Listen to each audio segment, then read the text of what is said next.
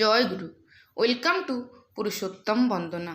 পরম প্রেমময় শ্রী শ্রী ঠাকুর অনুকূলচন্দ্রের চরণে আমার কোটি কোটি প্রণাম। জগজ্জননী শ্রী শ্রী বড়মার চরণে আমার কোটি কোটি প্রণাম। আজকে আমাদের বিষয় সন্তানের ভবিষ্যৎ জীবন গড়ার প্রথম ও প্রধান কারিগর হলো মা। কিন্তু এই যে আমি কিন্তু বললাম, এই কিন্তুটা কেন বললাম, এই বিষয়েই আজ ঠাকুরের বলা বিশেষ কিছু কথা আজ আমি আপনাদের সামনে তুলে ধরব। খুবই ছোট্ট ভিডিও হবে, আপনাদের সম্পূর্ণটা শোনার জন্য অনুরোধ রইল। মা শব্দটা খুব ছোট, কিন্তু এই শব্দের ব্যাপ্তি ও গভীরতা অনেক বেশি। মার যেসব গুণের দ্বারা উত্তম সন্তান সত্তা মায়ের গর্ভে আসে এবং সেখানে সুবৈশিষ্ট্য সম্পন্ন উন্নত জীব রূপে গড়ে ওঠে আর ভূমিষ্ঠ হয়, আবার সেই মায়েরই পরিচর্যার দ্বারা তার সন্তান সৎ, সুস্থ ও উন্নত মনের ভালো মানুষ হয়ে গড়ে ওঠে। কিন্তু মা যদি সন্তান চর্যা ঠিক মতো না করেন তবে কিন্তু সব ব্যর্থ হবে। একদিন শ্রী ঠাকুর বসে আছেন, বিভিন্ন বিষয়ে কথা হচ্ছে। আশ্রম প্রাঙ্গণে লোকজনের আনাগোনা শুরু হয়েছে। ভক্তবৃন্দ প্রিয়তমকে কেন্দ্র করে মধু উৎসবে মেতে উঠেছেন। এই উপভোগের আসরে, আনন্দের আসরে সবাই তন্ময়। চারিদিকে কোথায় কি ঘটছে কোনো দিকে কোনো খেয়াল নেই কারোরই। এই পড়লো ধর ধর বলে হঠাৎ শ্রী ঠাকুর ব্যাকুল কণ্ঠে চিৎকার করে উঠলেন। তখন থতমত খেয়ে কয়েকজন তাড়াতাড়ি উঠে এদিক ওদিক চাইতে দেখতে পেলেন একটি ছোট্ট ছেলে বাঁধের শেষ সীমানায় গিয়ে দাঁড়িয়ে আছে। পড়ে যায় এই আর কি। তাড়াতাড়ি তাকে গিয়ে ধরে আনা হলো। ছেলেটির মা তখন এগিয়ে এসে তাকে কোলে তুলে নিলেন। শ্রী ঠাকুর তখন স্নেহকোমল ভৎসনার সুরে সেই মাটিকে বললেন, ছাওল পাওলের উপর যে নজর রাখিস না, এটা ভালো নয়। কোন সময় কোন বিপদ ঘটে যায় তার কি ঠিক আছে?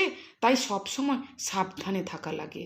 সব দিকে নজর যদি না থাকে তাহলে ভালো মা হওয়া যায় না, ভালো ভগ্নী হওয়া যায় না। সংসারটা তোদের হাতের উপরে, স্বামী পুত্রের জীবনের মালিক তোরা, তাই প্রতি পদক্ষেপে তোদের হুঁশিয়ার হয়ে চলা লাগে।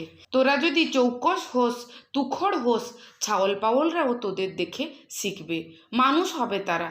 আবার তোরা যদি ঢিলে হয়ে চলিস, তোদের দৈনন্দিন আচরণে যদি সুশিক্ষার ছাপ ফুটে না ওঠে, ওরাই বরবাদ যাবে।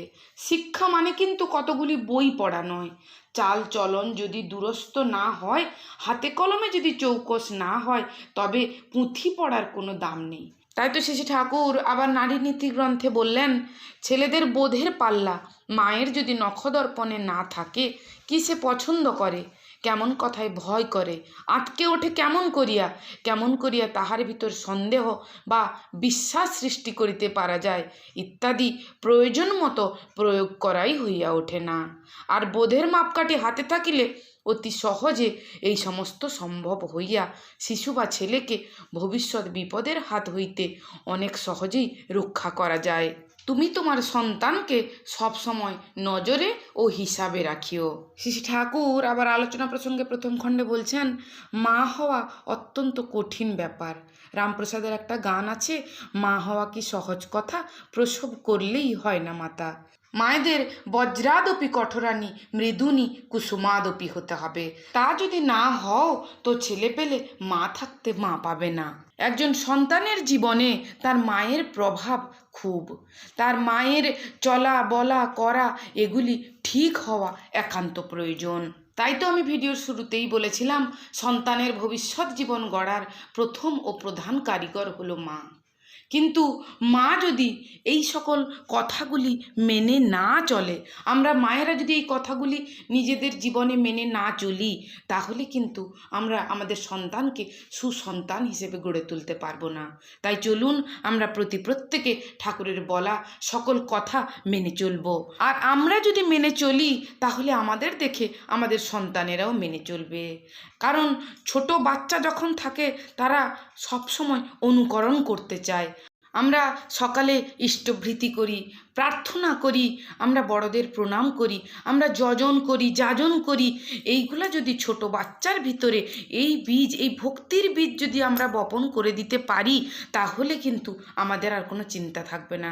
আমাদের সন্তান ধীরে ধীরে ধীরে ধীরে যত বড় হতে থাকবে, তত ঠাকুরমুখী, ইষ্টমুখী হয়ে চলবে, ঠাকুরকে জীবনে মাথায় নিয়ে চলবে।